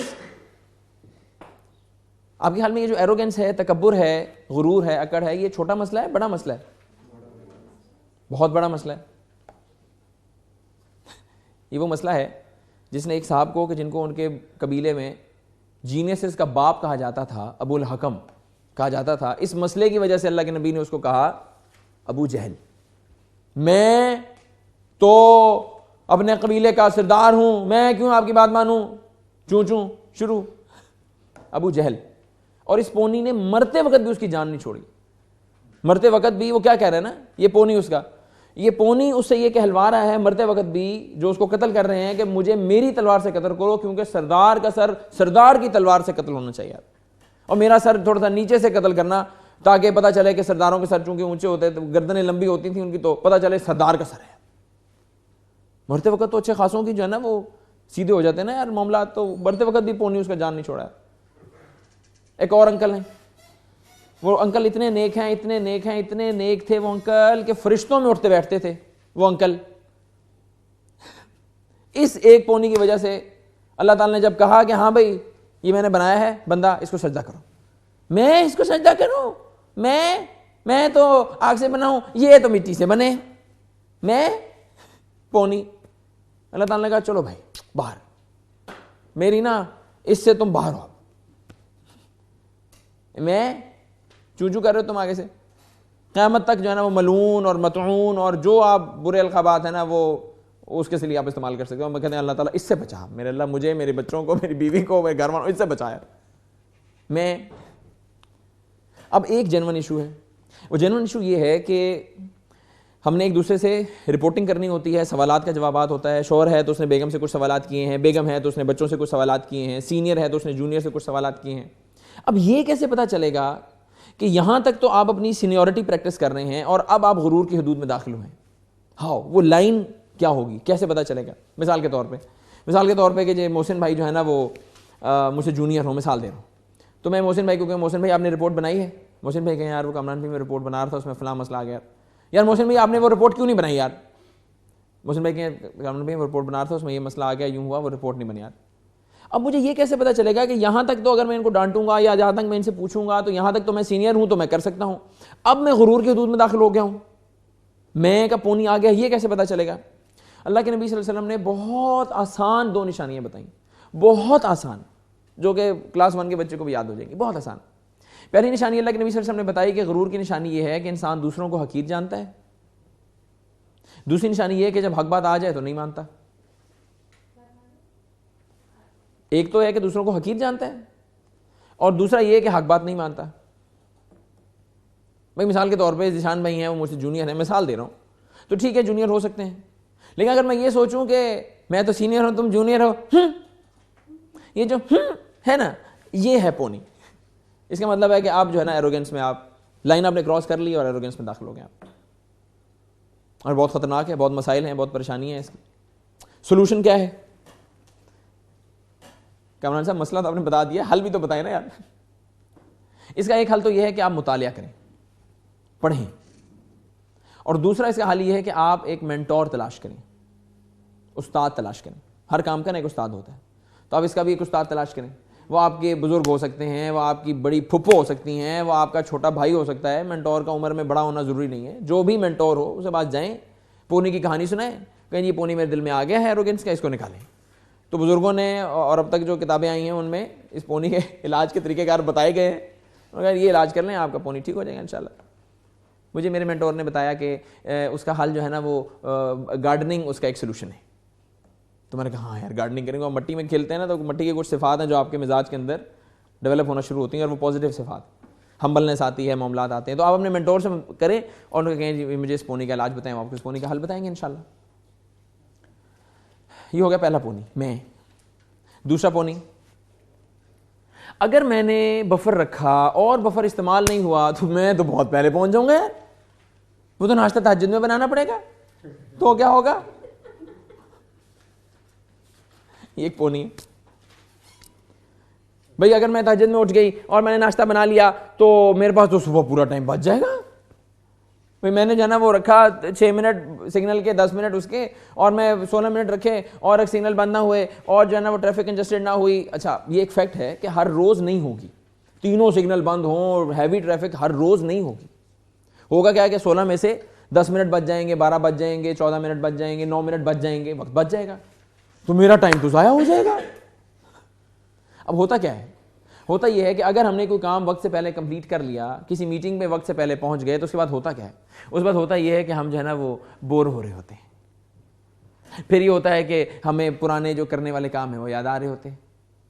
किसी मीटिंग में आप पहुंच जाए 15 मिनट पहले, 10 मिनट पहले, कल 8 बजे वर्कशॉप शुरू होगी ना, आप पहुंच जाए 7:45 बजे, क्योंकि साहब जो पहुंचे होंगे वो कह रहे होंगे यार ओए होए होए होए एक ईमेल करने वाली थी यार, ओए ये देखो ना मैं यहाँ बैठा हूँ यार, वो मैं ईमेल कर देता यार वो सैलरीज की एक वो चार्ट बनाना था लोगों का, मैं वो कर देता यार, ओए होए होए मैं यहाँ बैठा हूँ यार, टाइम वेस्ट हो रहा है यार, मैं बच्चों को होमवर्क करवा देती यार, ओए होए होए होए मैं तो टाइम वेस्ट हो गया यार, मैं यहाँ बैठा हूँ यार।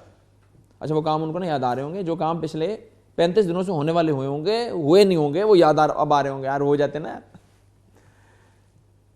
ईमेल्स कर देता, कॉल्स कर देता, फलां को ये काम करना था, प्रपोजल भेजने वाले थे, फॉलो अप होने वाले थे, फलां को मिलना था, फलां करना था, मैं कर लेता यार, तो अफसोस हो रहा होगा यार। अब उस अफसोस से बाहर निकलने के लिए होगा क्या? मोबाइल फोन निकलेगा और मंदिरों में दौड़े लगना शुरू हो जाएंगे, टेम्पल रन, और फिर ट्रेन के ज़मीन दोज रास्तों में सबवे सर्फर और फलां गेम, और वो जनाब वो गोलियों को मारना शुरू कर देंगे, कैंडी क्रश गेमें चल रही होंगी, और फिर एक और वो है Facebook. Reached 15 minutes earlier at Hotel Flatties, feeling bored, और इमोटिकॉन भी लगा देंगे टिंग टिंग। पीछे कुछ और पब्लिक है जो कि फारिग है, वो लाइक करना शुरू कर देंगे, टिंग टिंग। कहाँ पहुंचे हो? आज तक तो आए नहीं तुम टाइम पे, आज कैसे पहुंच गए? कहाँ से निकला है सूरज? किसने कहा था पहुंचने का? अब तुम बैठ के सड़ो यहाँ पे, यही तुम्हारा इलाज है। और उसका जवाब और उसका जवाब, और पूरे 15 मिनट 10 मिनट गए। या ख़वातीन शाम को कोई काम जो है ना वक्त से पहले कर लेंगी, तो उसके बाद फिर वो मेरा सुल्तान की 340वीं किस्त चल रही होगी। हाँ, किस्तें उसकी अजीब एक मामला है। तो ये होता है। इसके एंड में बाय सब कुछ काम करने के बाद होता क्या है? टाइम वेस्ट होता है।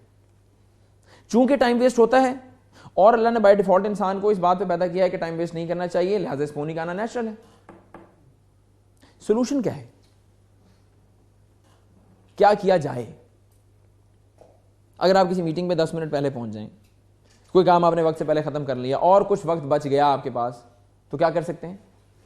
आपके छोटे छोटे काम ऐसे होने चाहिए, याद होने चाहिए, लिखे होने चाहिए, जो 2, 4, 5 मिनट 10 मिनट में कंप्लीट हो सकते हो। इंपॉर्टेंट कॉल्स हो सकती हैं। वो ईमेल जो आप कंप्यूटर से कर रहे थे और फेसबुक आप चला रहे हैं मोबाइल पे, तो मोबाइल से आप ईमेल्स कर सकते हैं यार। प्रपोजल्स की फॉलोअप वहां पे हो सकते हैं फोन के ऊपर। छोटे छोटे टू डूज आपके पास बने हुए हैं, उनका आप उस दौरान में वो काम कर लें आप, या उस मीटिंग की प्रिपरेशन कर लें, उसका एजेंडा रिवाइज कर लें, अपने टू डूज देख लें। आपको ये पता होगा यार मैं इस मीटिंग में क्या बात करूंगा, तो क्लाइंट क्या जवाब देगा, अगर वो ये पूछे तो मैं इसका क्या जवाब दे सकता हूं। मुमकिन है 2-3 सॉल्यूशंस बना के जाएं आप उसके पास उस मीटिंग में, तो वो काम जो 3 मीटिंग्स में होना था वो 1 मीटिंग में हो जाएगा, वक्त बच जाएगा आपके पास। या कुछ टू डूज आपके बने हुए हों, काम करने वाले हों, वो आप काम कर लें। छोटे छोटे बहुत सारे टू डूज हो सकते हैं। ईमेल्स प्रोसेस कर लें, वो आप उस वक्त बैठ के ईमेल्स कर सकते हैं। कोई इंपॉर्टेंट कॉल्स कर लें उस वक्त। मैं और आप तो मसरूफ ही बहुत हैं। हम तो अपने बीवी बच्चों को टाइम तब देते हैं जब या लाइट नहीं होती या जब इंटरनेट नहीं चल रहा होता। फिर हम डिस्कस करते हैं, मोहसिन भाई कल मैं बैठा था फैमिली वालों के साथ, अच्छे लोग हैं, मेरी बात हुई है कल, सही है, मेरे साथ जिंदगी गुजारी जा सकती है। तो मसरूफ ही बहुत है ना यार। वर्कशॉप के बाद एक साहब आए, इस सेशन के बाद ऐसे हाथ मिला के, कामरान भाई बहुत फ़ायदा हुआ यार। मैंने कहा अल्हम्दुलिल्लाह यार, अभी तो शुरू हुई कहानी, क्या फ़ायदा हुआ? कहते यार कामरान भाई ब्रेक में ना मैंने अब्बू को कॉल की, सलाम अलैकुम अब्बू जान, क्या हाल है अब्बू जान, हम ना वर्कशॉप में पहुंच गए हैं, अच्छी वर्कशॉप है, खाना मज़े का है, हम एंजॉय कर रहे हैं, आपसे दुआएं लेनी है। तो अब्बू कहने लगे नहीं बेटा हुआ क्या है? मैं कहा नहीं अब्बू कुछ नहीं हुआ, मैं बस आपको नहीं बेटा बताओ हुआ क्या है। नहीं बताओ हुआ क्या है। कहता बड़ी मुश्किल से मैंने वो कॉल बंद की और मुझे अब एहसास हुआ है कि मैंने ज़िंदगी में पहली बार अपने वाले साहब को बगैर किसी काम के कॉल किया है। हम तो मसरूफ ही बहुत है ना यार। उस वक्त में वो इंपॉर्टेंट कॉल्स कर लें, बच्चों को कॉल कर लें, बेगम को कॉल कर लें, बेगम आप ना आज सुबह बहुत अच्छी लग रही थी, मैं शर्मा रहा था, मैं कह नहीं सका, मैं अब आपको कहना चाह रहा हूँ। हम कहें खैर, हाँ बिल्कुल खैर है बेगम, आप इतना अच्छा सूट, और अच्छा आप आए, मैं आपके लिए सवैयाँ बनाती हूँ, चलें। अम्मी जान को कॉल कर लें, बच्चों के स्कूल कॉल कर लें, तो आपको पता चलेगा कि आपके रिलेशंस कितनी जल्दी डेवलप होना शुरू हो जाएंगे। वो फुफ्फो जिनसे मिलने के लिए आप अपने एक ताया जान के मरने का इंतजार कर रहे थे कि वो मरेंगे तो उन फुफ्फो से वहाँ मुलाकात हो जाएगी, उनको फ़ोन करें ना यार। क्यों उनके ताया जान को आप मारने पर तुले हुए यार? जिंदगी में मिले उनसे जाके, आप फ़ोन पे बात कर लें आप। या एक और सोल्यूशन हो सकता है कि अपने बैग में किताबें रख लें आप 1-2। या मेरे बैग में देखें एक किताब होनी चाहिए लास्ट में, किताब रख लें और वो किताब पढ़ना शुरू कर दें आप। अल्लाह ना करे अगर आपके जहन में ये पोनी आए, बिलफर्स अल्लाह ना करे, या जब आप पढ़ा रहे होंगे 737 लोगों को, उनके जहन में पोनी आए, कामरान भाई 10 मिनट में किताबें पढ़ के क्या हम PhD डॉक्टर बन जाएंगे? क्या कर लेंगे हम? रिसर्च स्कॉलर बन जाएंगे? तखस्सुस हो जाएगा हमारा हदीस में? क्या हो जाएगा यार 10 मिनट में पढ़ के? कहाँ पहुँच जाऊँगा मैं? जनरल मैनेजर बन जाऊँगा मैं अपनी कंपनी का यार। तो मैं दोस्तों से, उन लोगों से कहता हूँ भाई आप ना सिर्फ एनालाइज कर लें। आप एनालाइज करें तो आपको पता चलेगा कि आप 8 मिनट में 5 सफ़े आराम से पढ़ सकते हैं। 10 मिनट का बफर था ना आपके पास, 8 बजे वर्कशॉप शुरू हो रही थी, आप पहुंच गए 12 मिनट पहले या 10 मिनट पहले, 7:50 पे। 2 मिनट का आपने फिर भी मजीद बफर रख लिया कि भाई वर्कशॉप से भी 2 मिनट पहले आप जो है वो फोल्डर खोल के बिल्कुल रेडी हो जाएंगे। अब 8 मिनट का बफर आपके पास बच गया, 5 सफ़े उसमें आप पढ़ सकते हैं। 5 दफ़े अगर आपने पढ़ लिए और आपको एक दिन में सिर्फ 4 बफर मिल जाएं, एम्पल टाइम होता है। हम ट्रैवल करते हैं, खुद ड्राइव नहीं करते, बफर होता है। मीटिंग्स के लिए जाते हैं, टाइम होता है, बफर होता है। डॉक्टर से मिलने जाते हैं, डॉक्टर की अपॉइंटमेंट में टाइम होता है, बफर होता है। ये सारे काम बफर के हैं, मामलात जितने भी। बेगम आप घर जाते हैं, बेगम कहती है आप आगे हैं, मैं खाना लेके आती हूँ, वो खाना लेके आ रही हैं, गर्म कर रही हैं, वो सारा क्या है, बफर। सिर्फ 4 बफर्स भी मिले ना, अमूमन 8 से 10 बफर्स मिलते हैं। सिर्फ 4 बफर भी मिलेंगे, मतलब ये है कि आपके 5 into 4 20 पेज हो जाएंगे रोजाना। अगर 20 पेज हो जाए रोजाना तो 15 दिन में कितने सफ़े हो जाएंगे? 300। 300 सफ़ों का मतलब होता है एक किताब। एक आपको ट्रायल दे रहा हूं, और बहुत सारे लोग करते हैं इसको फॉलो। कुछ लोग हैं वो कहते नहीं कि भाई हम बफर में किताब नहीं पढ़ सकते, जो है ना वो 7-8 मिनट में हमें समझ नहीं आती। मैं कहता हूँ ठीक है, कोई बात नहीं, आप उसके लिए कोई और टाइम निकाल लें। जैसे आपको बता रहा हूँ कि बिट्स एंड बाइट्स के साथ कितनी, अगर आप उनको ऐड करते हैं तो कितना इंपैक्ट हो सकता है उसका। 15 दिन में एक किताब हुई, 1 महीने में कितनी किताबें हो गई? 2 टॉप नॉच आपने किताबें पढ़ ली। 2 महीने में कितनी किताबें हो जाएंगी? 4। और 1 साल में 24। आपको लगे नहीं यार बफर में नहीं पढ़ सकते, तो आप सिर्फ 20 मिनट का रीडिंग टाइम निकाल लें, सिर्फ 20 मिनट का मतलब ये 1 साल में 24 किताबें, और 5 साल में 120 किताबें। पता है कितनी होती हैं? तकरीबन।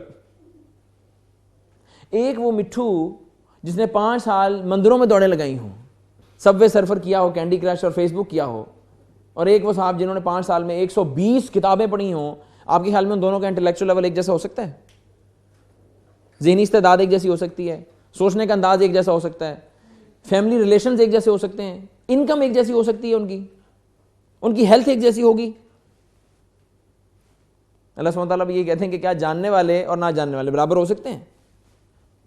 और जो कौमें हमें आज लगता है ना इन कौमों ने बहुत तरक्की किया है, बहुत तरक्की की है, देखो यार इन्होंने साजिशें की हैं, यूं कर लिया है, वो कर लिया है, वो उस वक्त से किताबें पढ़ते हैं जब कैमरे रंगीन नहीं थे, उस वक्त से। हम में से कितने लोग हैं जिन्होंने इंटरनेशनल ट्रैवल किया है? 1 2 3 4 5 सब अक्सर लोगों ने किया। सर लोग पढ़े होते हैं ट्रेन में और उसमें किताबें पढ़े होते हैं, पढ़े होते हैं किताबें। डिज्नीलैंड जहां पे लोग घूमने फिरने के लिए, सैर व तफरी के लिए जाते हैं, वहां पे उनके राइड आने में, उनकी राइड में जो टाइम होता है ना, उसमें वो किताब पढ़े होते हैं, पढ़ते हैं किताबें। ये देखें, मकसद तो ये ना कि वो स्टडी कर रहे हैं, चाहे वो फिजिकल बुक है चाहे वो ई बुक है। मकसद तो ये कि वो स्टडी कर रहे हैं ना, वो टैबलेट्स हैं, वो तो ई बुक्स हैं, लेकिन पढ़ रहे हैं, मुतालिया कर रहे हैं, खड़े हुए बैठे हुए पढ़ रहे हैं। हम जो है वो फेसबुक कर रहे हैं उस वक्त, तो किताबें पढ़ लें उस वक्त में। मकसद ये है कि उस टाइम को इन्वेस्ट करें, इन्वेस्ट।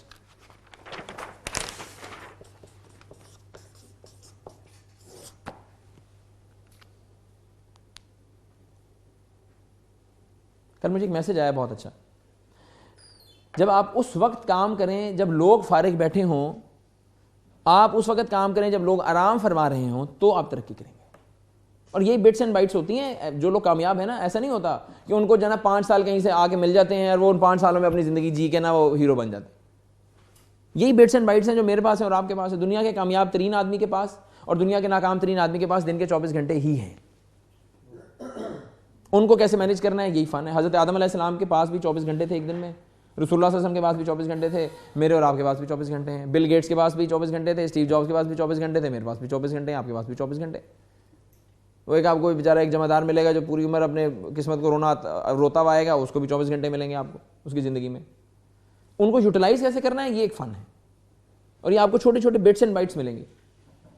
आपने, आप में से कितने लोग हैं जिन्होंने फुटबॉल खेला है? फुटबॉल खेला है आपने? 4-5-6 लोगों ने खेला है।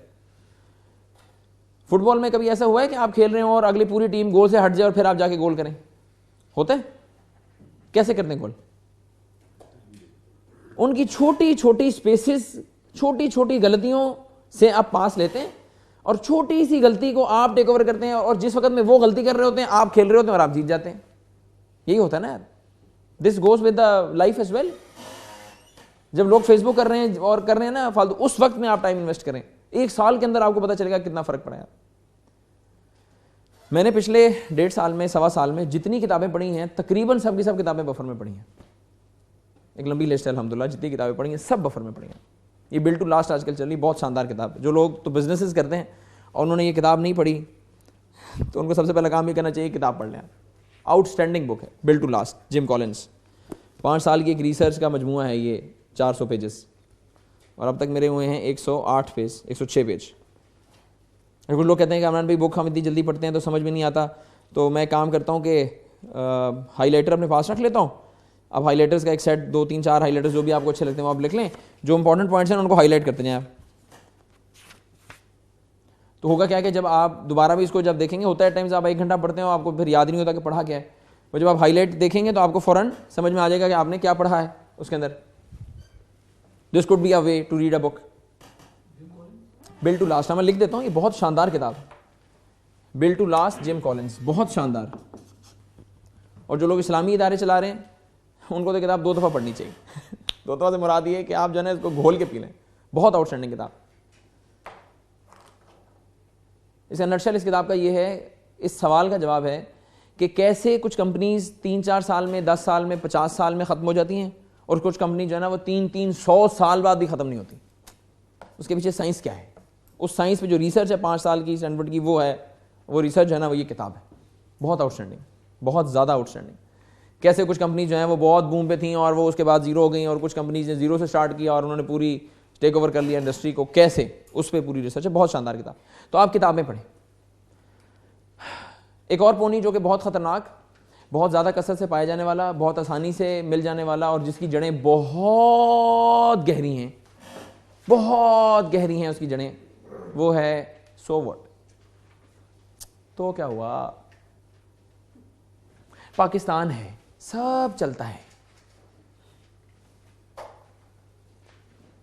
इशफाक अहमद साहब लिखते हैं कि जिस माशरे में सब चलता हो वो माशरा बड़ी मुश्किल से चलता है। सब चलता है,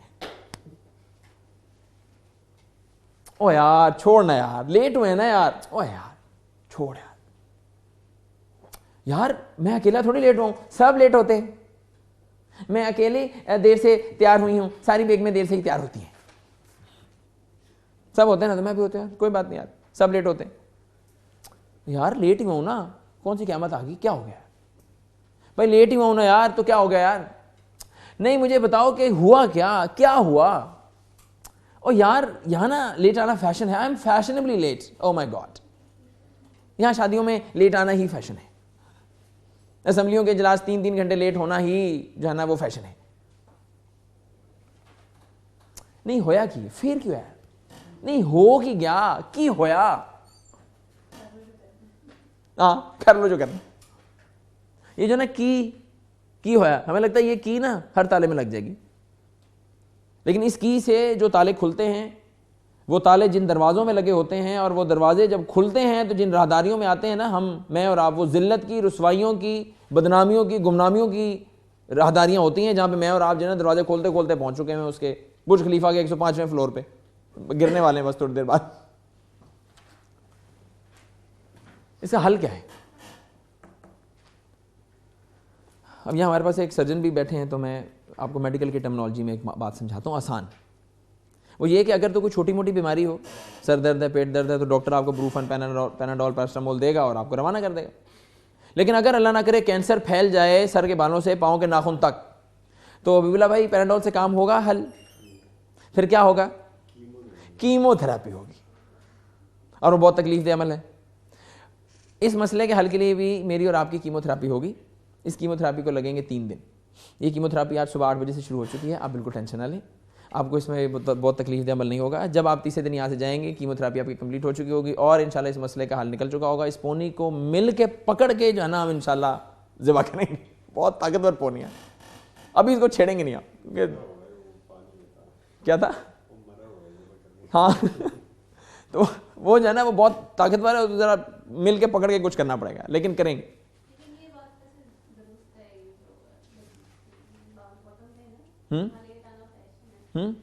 नहीं पोनी है ना, पोनी, यस, लेकिन ये है पोनी, बाकी लोग तो और भी बहुत कुछ कर रहे हैं। जिनसे मीटिंग करने के लिए जा रहे हैं, उन्होंने टाइम दिया आपको, वो खुद लेट हो गए होते हैं। हाँ, तो उसका एक हल ये है कि आपके पास वो बफर है ना पूरा, जो वो लेट हुए, आप अपने उस बफर को री इन्वेस्ट कर रहे हैं टाइम में। जो एक घंटा लेट होते हैं उसका क्या हल है वो मैं आपको बता देता हूँ। इस सवाल को लिख लें आप, इस पे लिखें, इस पे, कि जब हम मीटिंग करते हैं और लोग एक घंटा लेट होते हैं, इस सवाल पे लिखें और उसको हम यहाँ लगा देंगे। ये बहुत अहम सवाल है, इसको फिर हम इसका आंसर करेंगे। हाँ, शादियों में भी, हाँ हाँ बिल्कुल। बफर तो ना रखा, हर एक को साथ, और कहते हैं साथ लिखो, साथ लिखोगे तो 8 बजे आएंगे। 8 बजे आएंगे, हाँ। ये पौनी है वैसे तो बड़ी मैरिज नहीं होगी शादियां, बड़ी, अल्हम्दुलिल्लाह 10 बजे ख़त्म हो जाती हैं। यहाँ भी ख़त्म हो जाती हैं, लाहौर में। कराची में हमसे पूछें आप कितने बजे शादी ख़त्म होती हैं? 4 बजे। जब मैं सुबह उठता हूँ ना एक्सरसाइज के लिए, जॉगिंग वगैरह के लिए निकलता हूँ 3:30 बजे 4 बजे, उस वक्त वो यहाँ पब्लिक आ रही होती है बारातों से वापस, बच्चे सो रहे होंगे, ख़वातीन का हाल बुरा होगा, बारातें वापस आ रही होंगी उस वक्त। लुटती भी हैं, छीनती भी हैं, गोलियां भी लगती हैं लोगों को, पब्लिक सीधी नहीं होती यार। अब इसका सोल्यूशन क्या है फरहान भाई? ये आप लिखें, लेट नाइट शादियों का मसला, ये हम हल करेंगे तीसरे दिन इंशाल्लाह। और ये सवाल हम यहाँ पे लिख के लगा देंगे, बहुत अहम सवाल है, इसका हम हल करेंगे इंशाल्लाह, और उसका बिल्कुल कंप्लीट आपको सोल्यूशन देंगे, आप बिल्कुल टेंशन ना लें। अच्छा, कुछ कौमें ऐसी हैं आज के दौर में जो पूरी कौम अहमद है, अहमद है पूरी कौम, पूरी नेशन। जैसे यहाँ पे अहमद ढूंढना पड़ता है ना, ऐसे वहाँ पे कश्तियालू ढूंढना पड़ता है। उन कौमों में एक मिसाल है जापान। मेरा और आपका ये एक ही खिता है एशिया का ही, यहीं पे वो मुल्क कायम है। हम पे जब हम आज़ाद हुए थे उसके बाद उन पे बमबारी हुई थी, एक ही एरा है, उसमें एक ही एरा में डेवलपमेंट हुई है। हम कहाँ पहुँचे हैं और वो कहाँ पहुँचे हैं, एक ज़मीन है एक आसमान है। अब ज़मीन कौन है आसमान कौन है बताने की ज़रूरत नहीं। यस, अब मैं एक आपको जो है ना उसकी एक तो उसके तो और जितने तो जो पहलू खैर के हैं ना दुनियावी एतबार से, एक उसमें से मैं आपके साथ शेयर करता हूँ। जापान का एक ट्रेन सिस्टम है जो कि बहुत मजबूत, मरबूत, मुनज़्ज़म, बहुत सलीके और शौर के साथ वो अपने ट्रेन सिस्टम को चलाते हैं। ये है उनकी ट्रेनों की टाइमिंग्स। 11:51, 11:56, 12:06, 12:11, प्रिसिशन। ये देखें, 9:51, 9:53, 9:59 यार, 10 बजा लो यार, नहीं भाई 9:59, 6:05, 9, 7, 4। भाई बंदा राउंड टाइम कर लेना यार। कहते भाई हम राउंड टाइम कर नहीं सकते, क्यों? कहते भाई हर 3 मिनट में तो एक ट्रेन आ रही, कितनी ट्रेनों का टाइम राउंड करेंगे आप? And they are that precise, literally. हमारे एक ट्रेनर हैं काशिफ, जो जापान में पढ़ के आए, फिर उन्होंने हमें ज्वाइन किया और फिर फर्दर स्टडीज़ के लिए दोबारा जापान गए। वो कहते हैं लिटरली कामरान भाई, 10s ऑफ टाइम ये हमने तजुर्बा किया है, 10s ऑफ टाइम। ये ट्रेन आ रही है ना मिसाल के तौर पे 6:05 पे, मिसाल दे रहा हूँ, 6:05 पे, तो 6:04 और 50 सेकंड पे वो जो एक येलो लाइन होती है, आप उस पर खड़े हो जाएं, आंखें बंद करके 10 तक गिनती गिने और चल पड़े, तो you would be in the train. ये नहीं होगा आप लेट हो गिरे होंगे, वहां से ट्रेन आ रही है और आप जा रहे होंगे ऊपर। टोक्यो में भी रहा हूँ, उधर कुछ जगह में ट्रेन कंजेस्टेड हो जाते हैं, स्लो चलते हैं। हमें कभी इधर में फील होता था कि आज लेट होगा, लेकिन उन्होंने वो भी कैलकुलेट किया होता है।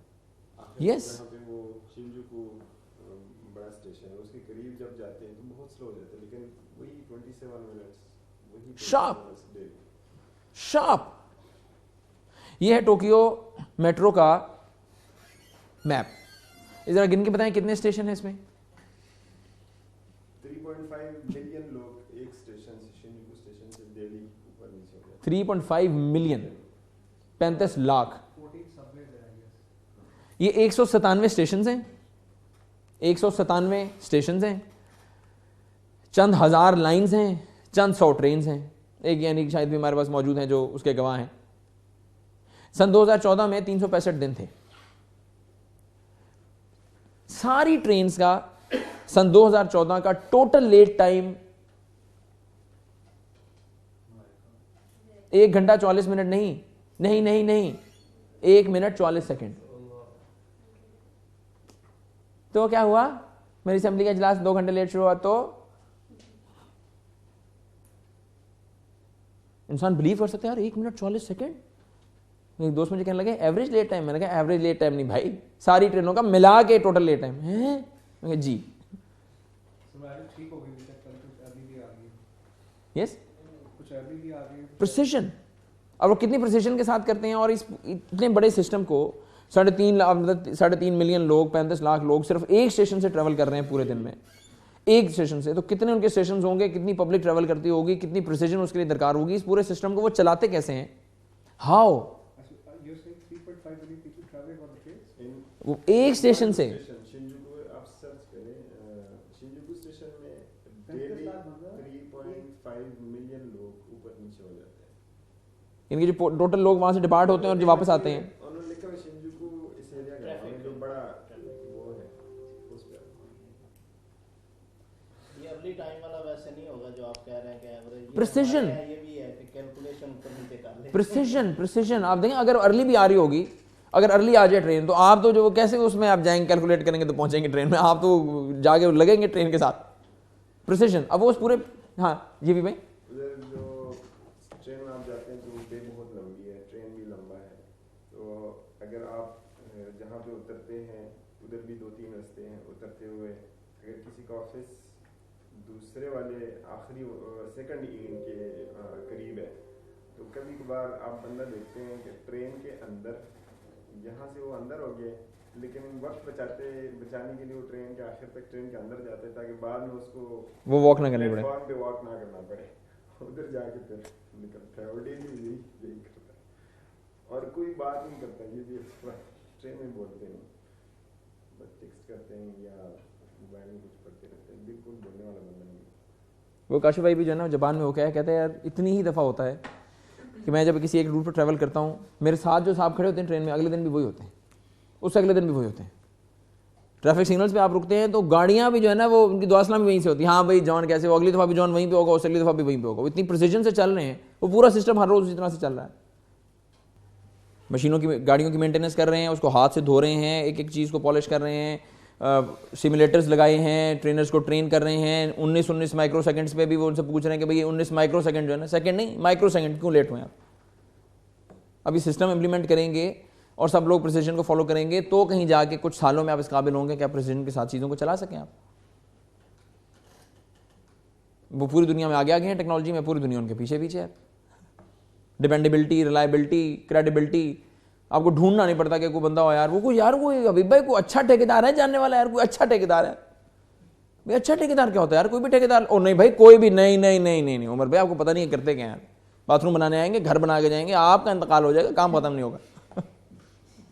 भाई मोबाइल दे दो यार, वो ठीक करवाना है किसी को, ओ भाई नहीं नहीं नहीं ये चेंज कर देंगे, वो चेंज कर देंगे, नॉट रिलायबल है, पता नहीं आपको क्या होगा यार उसके बाद।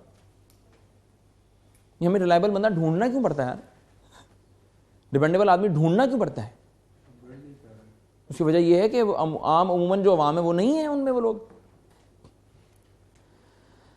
अच्छा,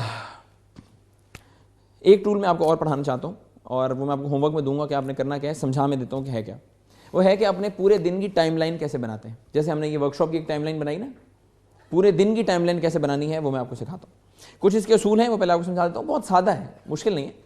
पहली बात तो ये है कि टाइम जो है वो राइट साइड पे आप लिखेंगे और एक्टिविटीज़ उल्टे हाथ पे लिखेंगे। Keep with the and in mind, आपका जो इख्तिताम है वो आपके पेश नज़र रहना चाहिए, वहाँ से आप शुरू करेंगे और आपके हर काम में बफर भी होना चाहिए। मैं आपको मिसाल के तौर पे समझा देता हूँ अपनी टाइमलाइन। और इस तरीक़ेकार से वो ख़वातीन ने जो सुबह है ना उठने से लेके वो वाला करना, वो इस तरीक़ेकार के मुताबिक करना जो मैं आपको समझाने जा रहा हूँ। एंड जो है आपका वो हमेशा पहले ज़हन में होना चाहिए। और एंड ये है कि मुझे अपने ऑफिस के लिए निकलना होता है 6:40 पे। तो मैंने अपने पास जो ऑफिस के लिए निकलने का वक्त है वो लिखा है 6:35।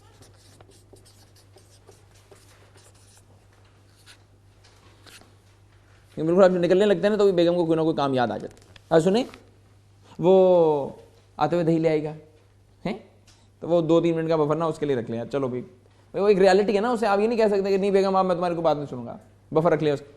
6:35 में मुझे घर से निकलना है तो मैं ऑफिस पहुंचूंगा। अब कुछ मसाइल हैं। पहला मसला ये है कि नमाज होती है 6:30 पे, जमात कराची में आजकल 6:30 पे जमात हो रही। तो क्या किया जाए? नमाज पढ़ के जब मैं वापस आऊँगा तब तो 6:45 हो चुके होंगे कमोबेश।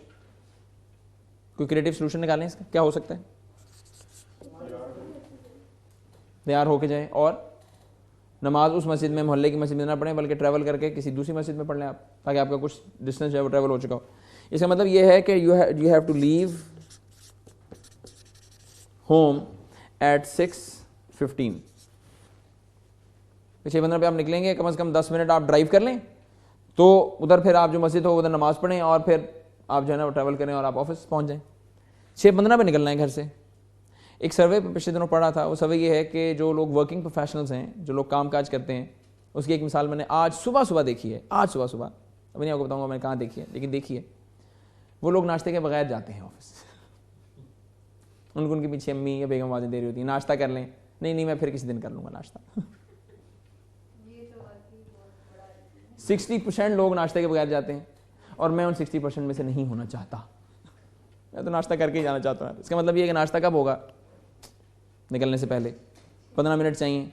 तो हम अपनी बेगम को कहते हैं, बेगम बादशाह सलामत आज सुबह 6 बजे नाश्ता तनावल करना पसंद फरमाएंगे। बेगम साहबा कहती हैं, जो हुक्म मेरे आका। सोचने में क्या है। तो सुबह 6 बजे नाश्ता तैयार होता है। 6 बजे आपने कर लिया नाश्ता, 6 बजे हो गया नाश्ता, उससे पहले तैयार भी होना है। इसका मतलब ये है कि आपको तैयारी शुरू करनी चाहिए 5 बजे। मुझे वक्त लगता है ना, हर एक का अपना टाइम लाइन है, मैं समझा रहा हूँ आपको। आप उठेंगे, ख़त बनाएंगे, कपड़े प्रेस करेंगे, ये करेंगे, वो करेंगे, जो भी अपनी तैयारी करेंगे, वो उसका मतलब 5 बजे। 2-3 काम हैं जो कि उससे पहले करने होते हैं। एक तो मुझे अपने दिन की प्लानिंग करनी होती है, जो कि तकरीबन 30-35 मिनट 40 मिनट लेती है प्लानिंग। हाँ, ऑफिस पहुंच के तो दिन शुरू हो जाएगा सर। हाँ करता है। 7:35 पे तो 7:30 पे मैंने ऑफिस पहुंचना है। 6:40 पे मैं घर से निकलूंगा तो 7:30 पे पहुंचूंगा। ये मैं अपनी टाइम लाइन बता रहा हूँ। 6:40 पे अगर मैं निकलूंगा तो 6:30 पे तो जमात हो रही है। तो मतलब ये है कि मुझे 6:15 निकलना पड़ेगा, ताकि मैं 10 मिनट ट्रैवल करके किसी मस्जिद में नमाज पढ़ लूँ और फिर आगे ट्रैवल करके ऑफिस पहुंच जाऊँ टाइमली। और उससे पहले ही काम, नाश्ता भी उससे पहले होगा, तैयारी भी उससे पहले होगी, प्लानिंग भी होगी। मेरा एक ज़रा छोटा सा मसला है कि मैं अगर एक्सरसाइज ना करूं तो मेरा दिन शुरू नहीं होता है। तो इस काम के लिए भी 35-40 मिनट चाहिए, 10 मिनट, 5 मिनट, 15 मिनट इसके लिए भी चाहिए कि आप वार्म अप हो जाएं। इसका मतलब ये है कि कामरान जाहिद साहब जो हैं वो 4 बजे उठेंगे आप, ताकि आप ये काम कर सकें। तो लोग मुझसे पूछते हैं, कामरान भाई क्या आप 4 बजे उठते हैं? मैं कहता हूँ नहीं, मैं 3:30 बजे उठता हूँ अल्हम्दुलिल्लाह। तो कामरान भाई रात को सोएं कब? सोएं ना रात को। रात को सोएं ना। नहीं सोएं रात को यार। ये आपका वेकअप हो गया ना 3:50 फॉर एग्जांपल, ये आपका वेकअप है। मतलब ये कि रात को कितने बजे आप सोएंगे तो सुबह 3:50 पे 4 बजे फ्रेश उठेंगे आप? 9 बजे, 10 बजे मैक्सिमम।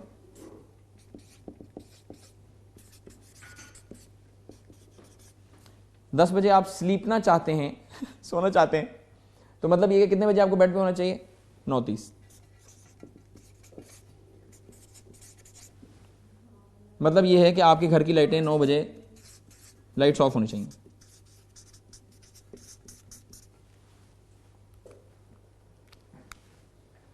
इन ऑर्डर टू क्या आपने जिंदगी में कुछ करना है। हाँ नहीं करना तो कोई बात नहीं है, छोड़े परे, टाइम लाइन को दफा करें यार।